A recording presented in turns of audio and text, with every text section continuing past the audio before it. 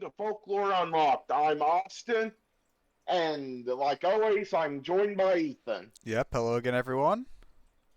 And this week we are covering another creature that was featured in the Lost Tapes series in the Dover Demon.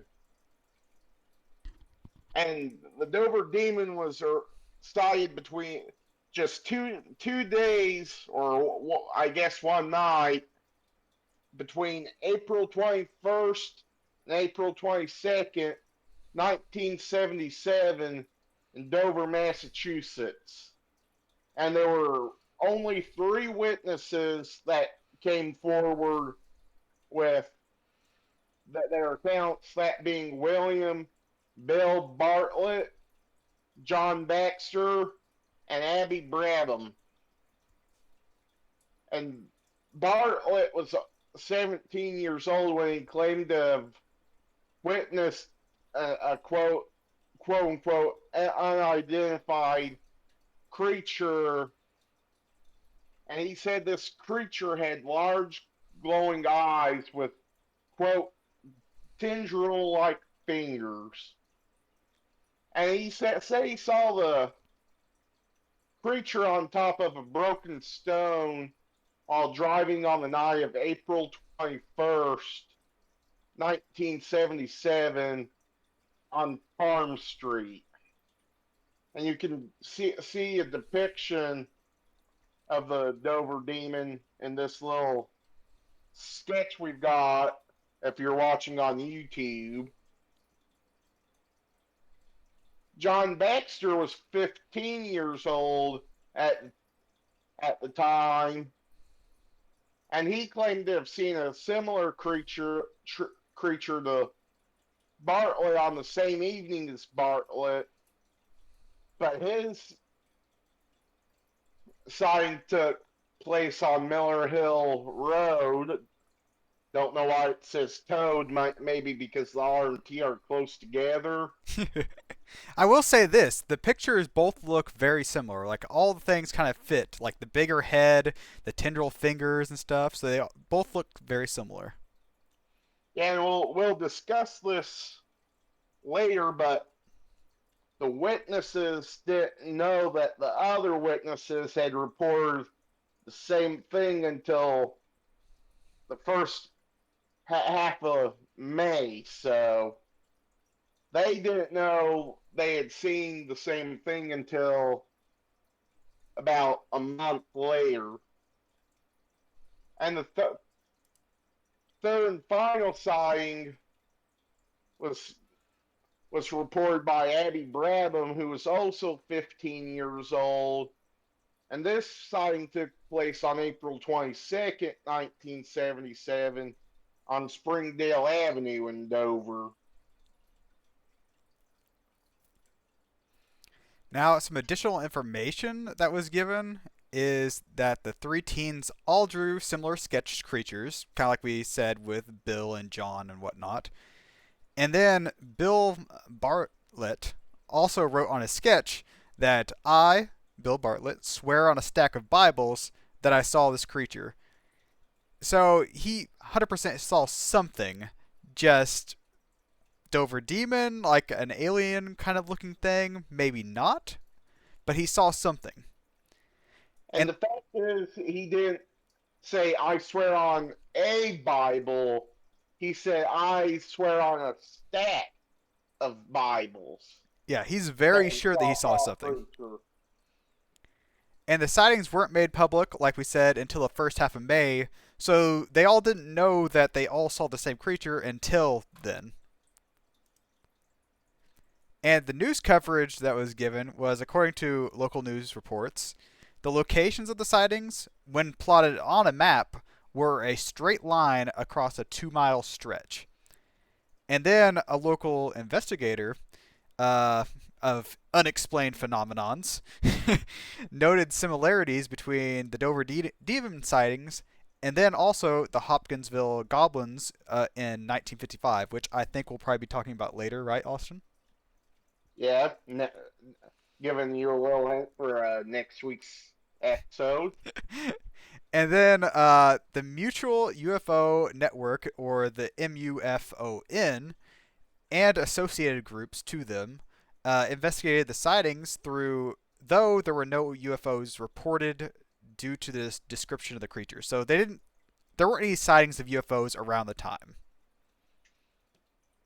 But it was alien-like enough to be like, oh, hey, we're MUFON. We investigate UFOs. Who flies UFOs? Aliens. So let's Aliens. go out to Massachusetts and see if this is an actual alien or not. So there are some possible explanations for what they saw or what creature or animal it could have been. So it may have been a fowl or a foal or a moose calf. There's also Joe Nickel, a skeptic, believes that it might have been a snowy owl based on the size, the plumage, and whatnot, and it would reflect yellow in the older model headlights, and the spindly arms and fingers could have been partially opened wings of the owl, which is fairly possible. Then the police told the AP that the sightings were probably none other than a school vacation hoax, which could also be possible, I guess. And then Ben Radford suggested the sightings may have been influenced by the pop culture of the time. Do you know what pop culture of the time would be, Austin? I saw like comic books and Ah, that sort of stuff, okay. but I'm not saying it's aliens, but it's aliens. Now, I want to throw in another explanation for this because whenever I first saw the picture of the Dover demon, I had another animal in mind for what it could be, and that is a bat. So, bats, I mean, it might not be as big as like a snowy owl or something like that, but also they were they were in the middle of the night, they had car headlights on and stuff like that. But a bat has long, spindly fingers and stuff like that, and longer arms. And whenever you shine a light through the membrane wings of them or the membrane flaps, it would look like they had long, spindly fingers, and you might not even tell it's membraney. So that's one of my explanations. It could be possibly a bat too. And like in our Mothman episode, people tend to exaggerate when they see something they don't recognize, especially when it's middle of the night and it scares them. Mm. So they don't necessarily purposely lie, but they do tend to exaggerate the truth. I mean, that's about like fishermen, okay? We were talking about, I think, a Loch Ness Monster episode or something like that, about how fishermen will say, oh, it was about this big, and usually they'll exaggerate the size to kind of affect how big it looks, and be like, oh, I caught this really big fish and everything. So even at night, it would be even worse, I feel like. Exactly. And it kind of leads into our thoughts. Like Ethan said, I think it's a misidentification of a known animal like a snowy owl, a foal, a moose cat, or even a bat. Now, that's a new theory that I just now heard that the Dover Demon was a bat. So Well, you see, I didn't see anywhere anyone talking about being a bat, but like right whenever I saw the picture, I imagined a bat. I don't know why, but that's like my explanation for it. Like I think the snowy owl is probably a better one, but given that it was the middle of the night and headlights and whatnot, it could possibly been a smaller bat that looked bigger in the middle of the night. So, but yeah, I agree. Most likely a misidentification of an animal, and like I said before, I think it could be possibly a bat.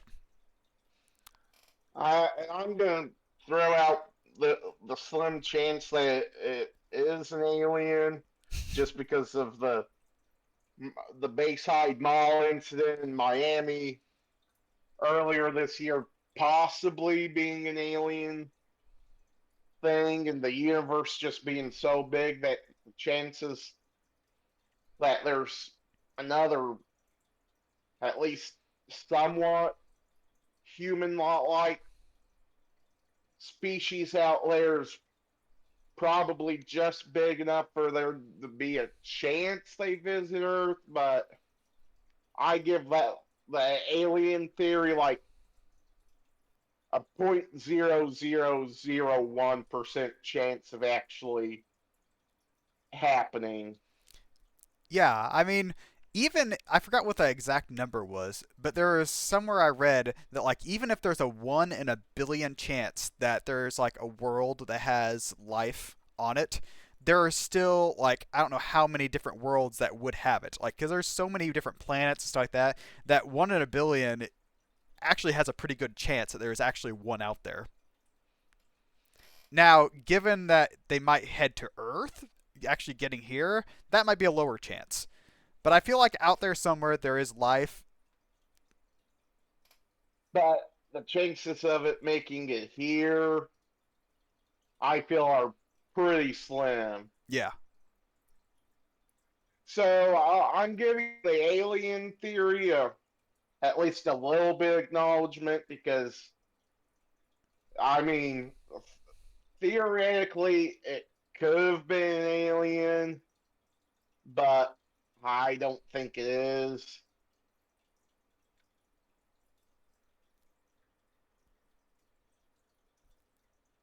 Well, I think that's all we've got for this week. We're going down to Hopkinsville, Kentucky next week to take a look at the basis behind the Pokemon and the Hopkinsville Goblins. Any last words? Nope. Just thanks for watching, everyone. Well, we'll see you next week. Thanks for watching. If you're on YouTube, like, comment, subscribe. If you're on YouTube, drop us a follow. If you're on Spotify, and thanks for listening. If you're on Spotify, and we'll see you next week. Yeah. Bye, everyone.